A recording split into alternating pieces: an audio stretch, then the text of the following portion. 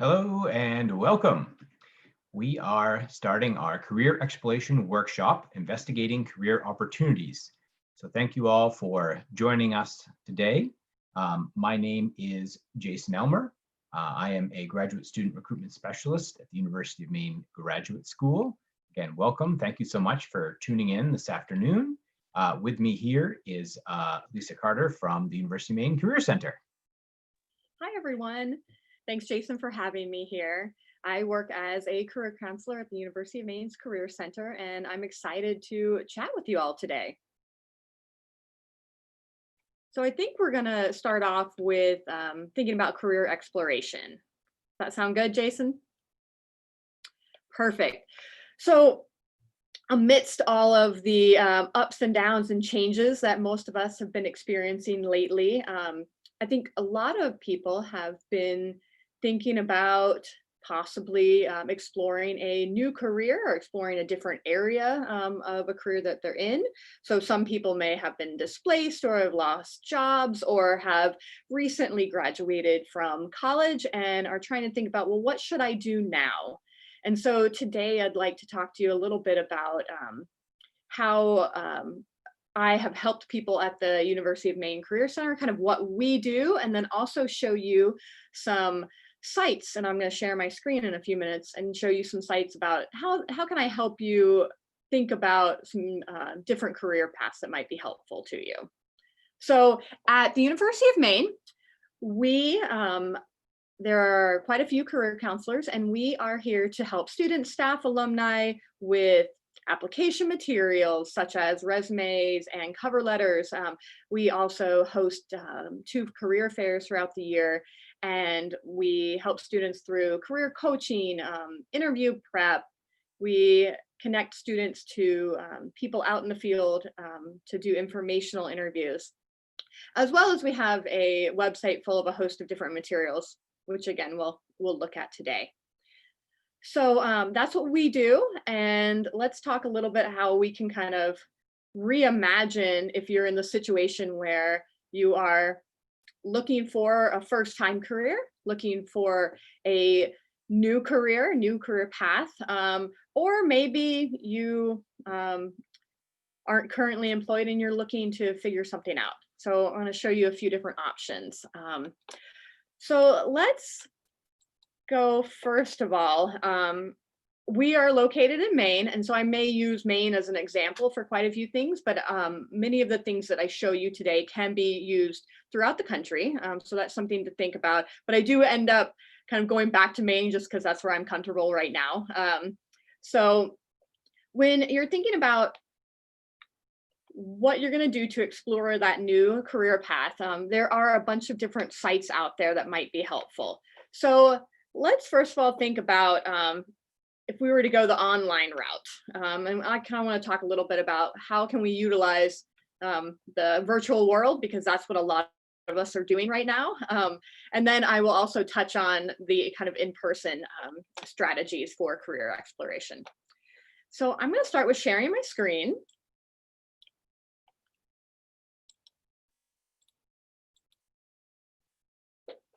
All right.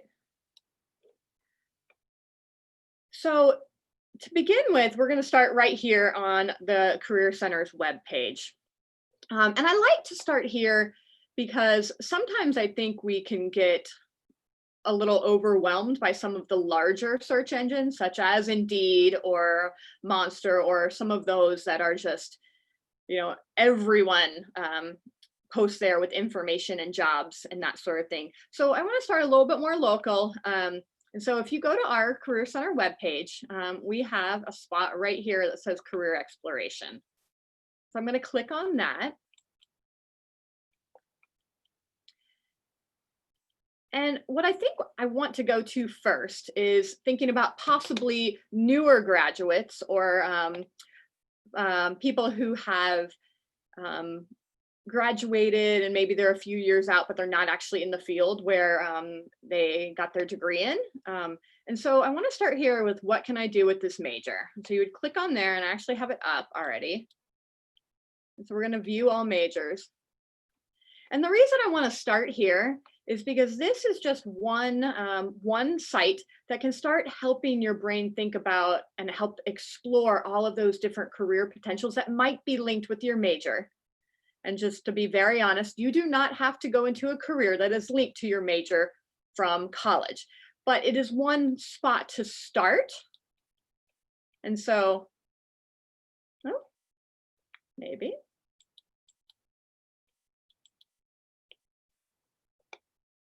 In our virtual world of technical difficulties, here we are.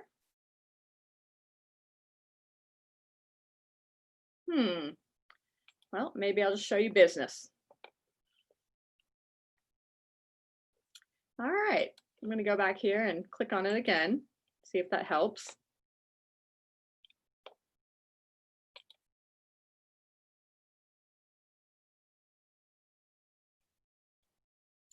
So when you get into the site, there are a host of different majors, and many of them, we can go into something like, let's say we go into finance. What I like about this site is it gives you an area where you might be interested in working, and it gives you the type of employers that hire for this area, and then it gives you strategies for entering into this area within your major. So, for finance, you might be interested in corporate and public finance. These are all the different areas that you can work in. Here are the employers that hire, and then strategies. And sometimes you will notice that there is an advanced degree required or some sort of certification required. And so that's something to note, if that, if you're really interested in going into the corporate and public finance area, you may need to go back to school and get your MBA. So it shows a host of different areas that you can be interested in looking into. And then at the very bottom, which is another spot I like, it gives a bunch of links. And so you can kind of, again, start to follow that rabbit hole of career exploration and think about what interests you and what do you need, what kind of skills and qualifications are needed to be into that field. So that is what I can do with this major, or what can I do with this major. And so with that, you would use it to whatever major you graduated with from college, or maybe that you're going to graduate with from college, or if you're going back to school, you can kind of utilize it there. So another spot that I think is really important is thinking about, let's see, let's go back. I'm going to get rid of that tab. Is thinking about your local area. All right. So wherever you are, thinking about going a little bit more local than the Indeeds of the world. While I will say there's a place for that. But in Maine, we have a spot or an organization called Live and Work in Maine, and you can search jobs there. But if we're even thinking beyond just the job and kind of thinking about what can I actually do if I'm going to change careers or if I'm trying to get into a career, there are a few different sites that you can use for that. So one of the sites is ONET online. And so if you go here, one of the areas that I really like about ONET is if you go here to My Next Move. And so with this site, it's kind of neat because you can start thinking about like, okay, what do I want to be? What are my skills? And do those two mesh? Or do I need to go back to school? Do I need to gain some more training to get into that industry? And so this really helps to kind of pair up your skills with a potential new career, or if you're thinking about exploring into that career. And so this is called, this is in ONET, and it's called My Next Move. And so again, it's free. All of these are free, so anyone can get on and check them out.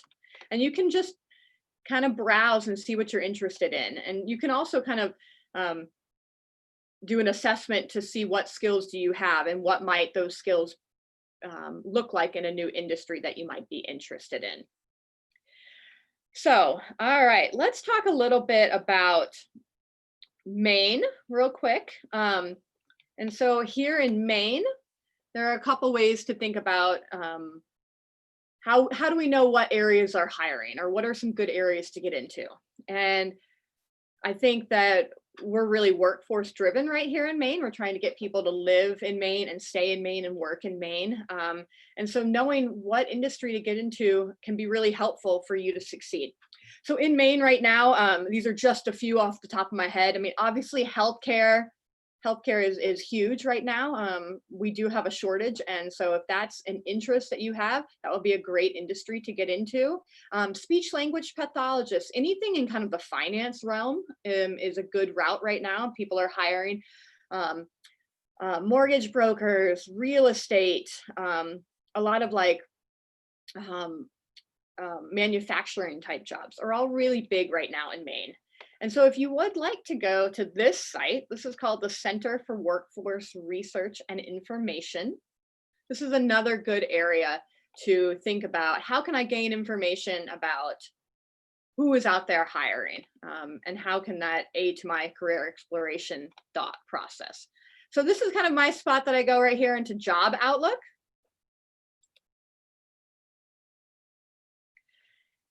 And there's so much to look at here, but you can start thinking about here and, you know, like high wage in demand jobs. You don't have to go here, but this is just one area.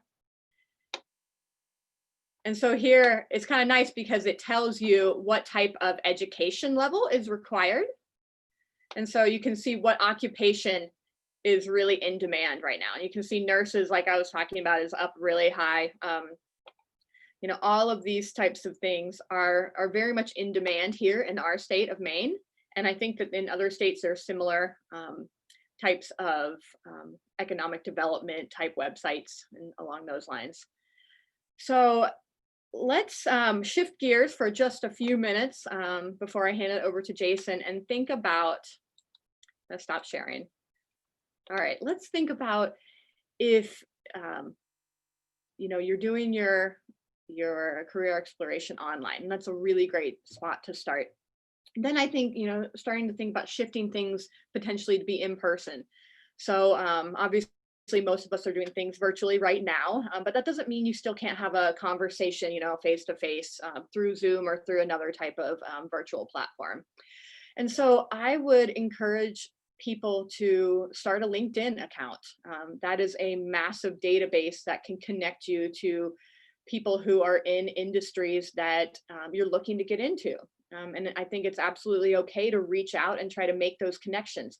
Informational interviews are so important, especially when you're thinking about changing a career path or getting into a new industry, to know whether or not it's the right spot for you. And by talking to someone who's in that industry is a great way to gain some of that information. So if you don't have a LinkedIn account, I would suggest creating one and to start making connections, especially in some of the paths that you're looking to get into. And then networking. I mean, we all have connections, and I think a lot of times it's hard to kind of make those initial reach outs and connections with people in person, on the phone, through email, but those are also a really great way to help you decide and think about different new paths within your career. So I think that that's kind of my spiel. It was a lot of talk and a lot of information that I showed you and shared my screen. Most of that can be found on our website at the UMaine Career Center, and it's all free and available for anyone.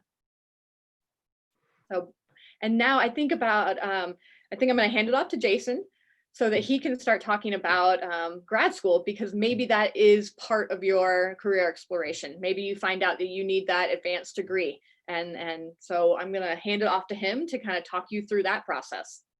Excellent. Thank you, Lisa, and some really great resources that, you know, really tie into kind of what we're looking at. And as she mentioned, you know, career exploration can go in a lot of different paths, and sometimes it's into the world of work. Sometimes it's back to school to improve your skill set, get an advanced degree, and sometimes you can do both. You can go back to school and you know, start a new path in your career. So again, my name's Jason Elmer. I'm a recruitment student recruitment specialist with the University of Maine Graduate School. And today I'm just going to spend a little time talking about what still is available for folks who are perhaps interested in either taking some classes, starting a program or certificate of some kind for this fall, as well as some other long-term options. We'll take a little bit of a look at the application process and then kind of what the next steps are from there. So when we're looking at different options here at the University of Maine, we have over 100 different degrees and certificates and choices for you. So there's really something for everybody. And it kind of comes down to what are you interested in, what are your professional goals, and really kind of what is your time frame. You know, we have full-time, we have part-time, you can take one class a semester, you can take a class perhaps every other semester. We really try to be as flexible as possible and want to be engaged throughout the whole process with you on what makes sense, like I said, for you and your job, personal life, balancing all of that. So I also am going to share my screen for a minute. We're going to take a look at our website, how to navigate some of those options. And then, like I said, talk a little bit about the application process. And then at the end, we'll have some time for some questions. So when we're taking a look at our website, umaine.edu/graduate. This is our main page, Make Your Mark.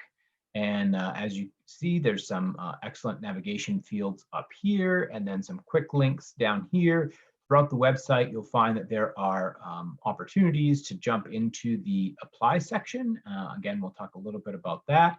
Right now, we're going to look at some of the programs that we have available, both now and ongoing throughout the spring, fall and spring semesters. So when we go to our program page, there's a number of different ways to kind of search for what you may be looking for. We have things like keywords, areas of study. You can look at a specific school or department, all kinds of different choices. What we're going to do is scroll down and take a look here by application deadline. So if we click on that, it will very nicely for us group together all of the programs that have a rolling deadline. And traditionally, what that means is that these programs accept applications and review them throughout the year so that there's the option to both potentially apply and enroll in spring or fall. So in this case, looking for this fall 2020, there are a number of different programs, like I said, that have rolling applications. And the idea really, once you kind of begin your exploration, is, we'd love to hear from you. I'm going to put up some information at the end on how to connect with myself and folks from the graduate school. Normally, one of the things we do kind of right off the bat is get you connected with the graduate coordinator, who's usually a faculty member in that program, so that you can, discuss what classes may be available for the fall, how the program looks, what the outcomes are, all those sorts of things. So let's say, for example, you were interested in marine biology. So this tells you the type of the program or degree. In this case, there's both a PhD and master's degree program.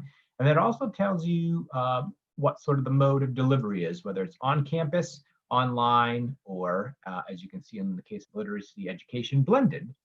And again, we want to be as flexible as possible in what makes sense for you and your time. So traditionally, obviously the on-campus classes are, as it says, on campus. Blended is sort of a mix of on-campus and online, and then some programs give you the choice of being online and on campus or 100% online. And again, I can't stress enough that there's something that you're looking for, whether it's a program itself or, hey, I'd really like this program, but it's not listed as online. Please reach out to us. We want to try to make this as flexible as possible. And if there isn't an option right now for something that would really make sense for you, we'd love to see if we could make it an option at some point. So again, looking at marine biology, if we click on the program here, again, some great information here on the left about jumping into the apply section, which we'll do in a moment, request for information, and then the graduate catalog. You can kind of take a look at some of the classes in that program and those sorts of things. So this section here gives you some great information about the program, oftentimes about outcomes, perhaps what might be required to get into the program, some classes, and then down here, a little recap, who to contact. This is usually that graduate coordinator I had mentioned. And then you can click and go directly to the program's actual website for more detailed information. It also gives you a little quick snapshot of some of the tests that might be required. We'll talk about this a little bit more when we go into the apply section. But there's kind of some main areas to keep an eye out for. And again, some programs do have things like waivers for standardized testing like the GRE. So if you have a whole ton of professional experience in marine biology, that may be something that you don't have to take. Again, going back to the ask that you just reach out to us, and we can perhaps work something out for you.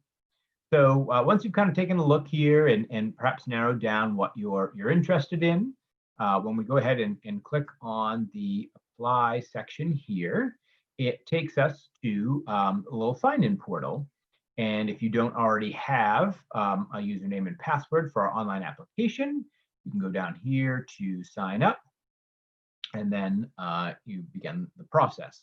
Now, I know the idea of applying to grad school for some might sound intimidating, or this is going to take me weeks to do.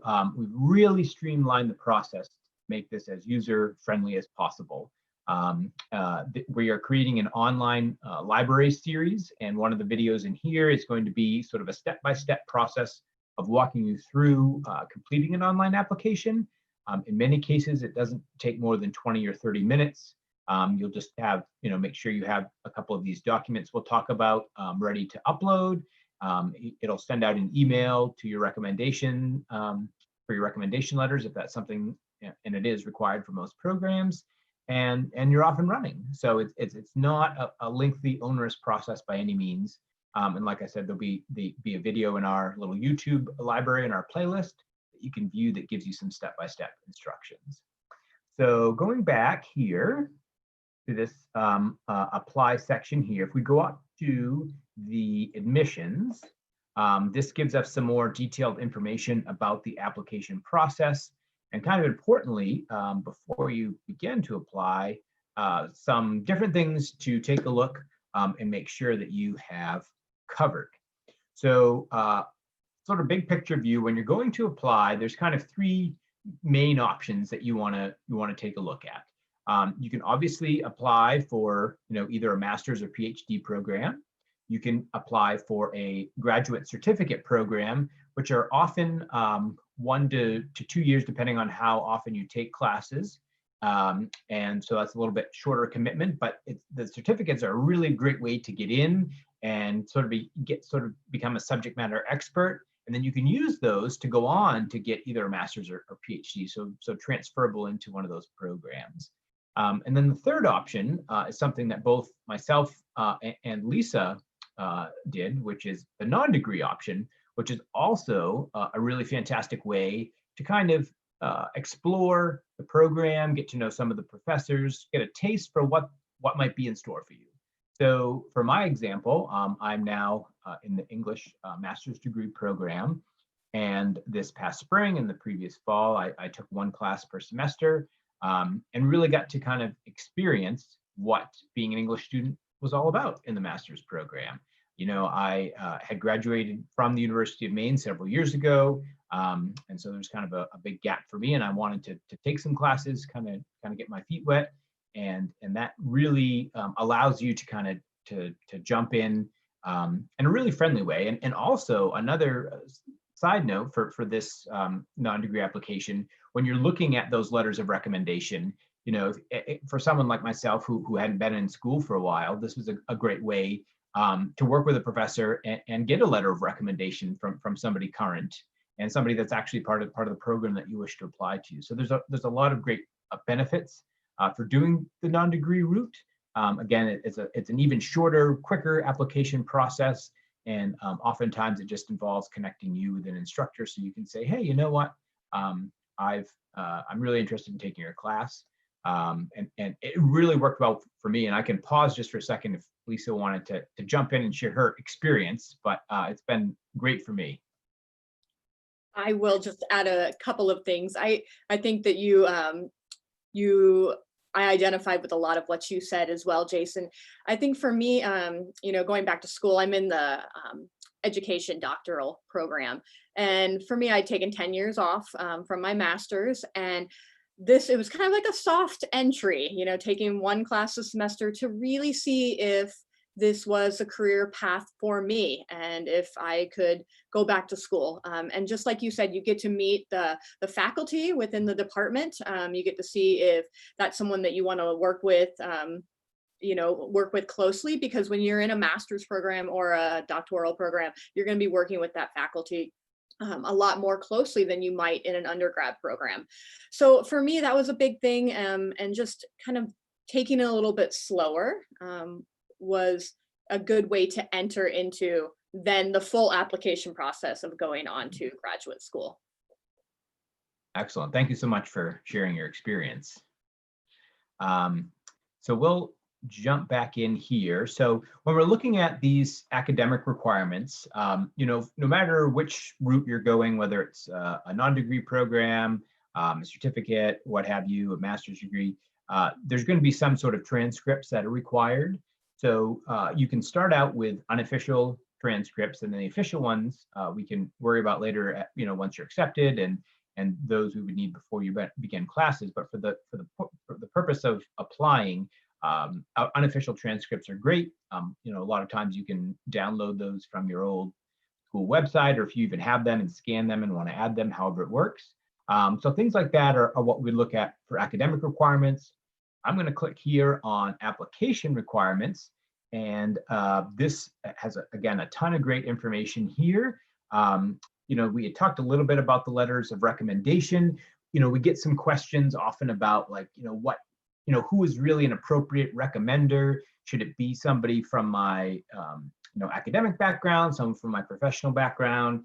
And the rule of thumb really is that you want somebody that can kind of speak to your academic abilities, and also to sort of your skills and abilities in the field in which you're applying. So if you had an internship in accounting and you're applying to do the Maine MBA program with a focus in accounting, that might make sense to have your supervisor write a letter of recommendation and talk about the fantastic things you did during your internship. So again, we're here to discuss and talk through some of these things and maybe give you some pointers if you have a plethora of recommenders and are trying to decide. So really, the idea is for folks who can, they obviously speak to your character and those things, but really kind of highlight what you bring academically to the table. As I mentioned, we would need some transcripts. Again, they can be unofficial to start out. And then the test scores, which we talked a little bit about. The standardized GRE is kind of the main one for a lot of graduate programs. I will say that there are several of our programs, and it's become sort of a national trend for some of these to not require the GRE. So it has been phased out a little bit. It is not standard across the board. So before you go sign up and go through all of that, make sure that the program you're interested in does in fact require it. And as I mentioned, some of them will actually waive that, depending, they have different rules and criteria that we can look into on a case-by-case basis. So these are some of the options and things to keep in mind and get ready when you apply. And then once you have all of this, it just makes the application process, as I said, so much easier. You're able to bing, bing, bing, download your information. The last thing that we'll talk about real quick when it comes to applying is your personal statement. Some call it, an essay. It has a number of different titles, but the main idea is that, often it's 300 to 700 words where you talk a little bit about yourself, but again, really what you're going to bring to the program, maybe a little bit about what you hope to get out of it, your career goals, and those sorts of things. So if you have all that, ready to go, you jump online, 20 or 30 minutes, you have a completed application. So again, that's kind of a quick rundown on what we have available, some options for applying, and then different programs. As I mentioned, we have the non-degree where you can take some classes, the certificate applications, and then you have your degree applications. So I'm going to share one other screen here real quick. So we can take a look if anybody has any questions. So for myself, with the University of Maine Graduate School, again, my name is Jason Elmer.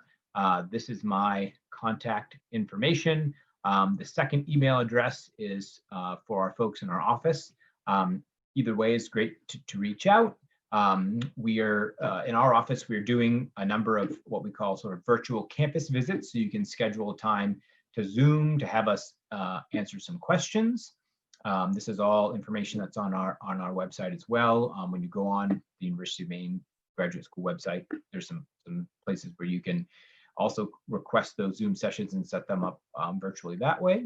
But we'd love to hear from you. You know, we want to know what makes sense for you, if you have questions, those sorts of things. And, you know, this is going to be an ongoing video series. We'll have some more information on our next sort of time and date. But I think the goal for myself for next time is to go into a little bit more detail about the application process. And then we'll also talk about financial aid and things like assistantships, where you can not only have your tuition waived, but you can get paid to go to school. So there's some cool options for that. So I will hand it back over to Lisa to wrap up on her end real quick, and then we're going to answer a bunch of your questions. So thank you for having some questions. Sure. So I can be reached at lisa.m.carter@maine.edu. And that is also, you can find that on the University of Maine Career Center's webpage. And for our next session, I'm going to be talking more in depth about some tips and tricks for creating your resume or your CV, as well as some tips and tricks for that personal statement, that essay that you'll need to write for your application to grad school. So, and I think we have some questions, Jason. Should we bring those in? Yes. Again, we love to hear from folks. So I'm going to just read this first one. I think this one is going to be, we'll maybe let Lisa answer first and I'll follow up. It said, what should I include on a resume, either for job hunting or grad school? That's a great question. So we will be going into it a little bit more in depth next time, but I can give a little bit of a teaser and then show you another resource that might help out. So one thing is that you should customize your resume to whatever you're applying for. So if you're applying for a program for grad school, then you should take your experiences that you've had and tailor them to what type of skills are needed for that program in grad school. And do the same thing if you're applying for a job. So you want to look at the job application, and then you want to highlight your skills and experiences to match those as best you can. So let me give you just a quick, I'll do a screen share real quick to give some tips and tricks. All right. So if we go back to, let's go back to UMaine.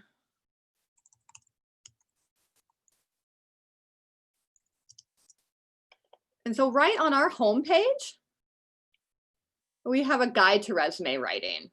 And so if you click in here, you can see it's a 6-page document about what should you include on a resume and how to kind of tailor that resume to whatever you're applying for. I will say that oftentimes, and here's my favorite page, but oftentimes we get the big question of what's the difference between a resume and a CV.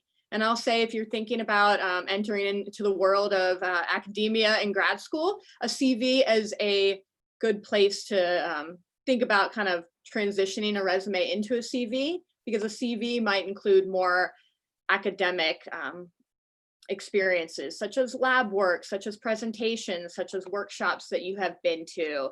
It might include some publications, those types of things. But not every grad school program would require that. And, you know, if you're going into an MBA program, you might have more of a, 1 to 2 page succinct resume for applying for jobs. So that's just a little bit of a teaser. Check out our website for that document, the guide to resume writing, and see if that helps out. And hopefully you'll tune into our next session where we will go into a little bit more in depth about how to create your resume. Excellent. Thank you. Yes, that was, I think such a great tip for that difference between the CV and the resume, and that the resume is often 1 to 2 pages, and the CV is really the place if you want to get detailed, like Lisa said, you're going into applying to a doctoral program and you have, 15 publications you've been in. Those sometimes can be 5 to 7 to 10 pages long, but you definitely would not want to do that in a resume. So good information. Next up, we had a question about, do I have to take a standardized exam if I want to apply to grad school?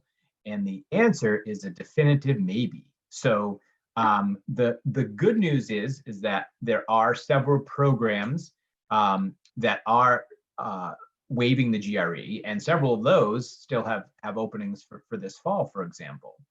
And so the GRE, probably now, it's been about 5 years, there's been a bit of a shift in higher education where it is becoming less and less relevant for certain areas where experience may shine through and paint a better picture. The idea behind the GRE, which is sort of the standardized test version for grad school as opposed to the SAT, was to be sort of a barometer of what your future academic career might look like based on this test. And that, schools and programs are finding that, for some degrees and options, life experience, work experience, academic experience is a better barometer than this exam. So there are some programs that don't require it, and then there are also some programs that have waivers where you can say, if I have more than 5 years of experience in business, for example, the business school may waive your GRE if you're applying to one of the MBA programs. So those are some options, and again, we're happy to chat on an individual basis of what that looks like. If you are concerned or have questions, maybe you took one 10 years ago and it's expired, we can address all of that. So we just had another question come through. What tips do you have for writing an essay for grad school? So this, 2 things. One, a lot of our programs, thankfully, provide some very specific guidance on questions and sort of primers on what you should be covering in your essay, and give you a pretty definitive word count. So as I mentioned, when we were looking at those quick program descriptors throughout the list of programs, then you can click on the program's actual website. Most of those will have some detailed information about what you should include and questions that should be answered. Like in the English program, for example, there's some questions about teaching. If you're applying to being a teaching assistantship, there's a whole separate section to write about that. So the department itself will often give you some guidance. Sometimes there is none, and it's, we just want a personal essay that's 500 words at the max. And so in that case, you kind of want to take a look at the program outcomes, what you are interested yourself, sort of career-wise, and talk about some of your undergrad accomplishments, what you're bringing to the program, and what you're planning on getting out of it, and perhaps some of kind of what caught your eye. Like if there's a really great specific specific example of why you got hooked. Why did you choose marine biology? It could be something from your undergrad. It could be as you've known since you were a kid that you love playing in tidal pools, and you have the idea is to have a good balance and mix, but really focus on sort of your academic background and what you're bringing to the program. Let's see.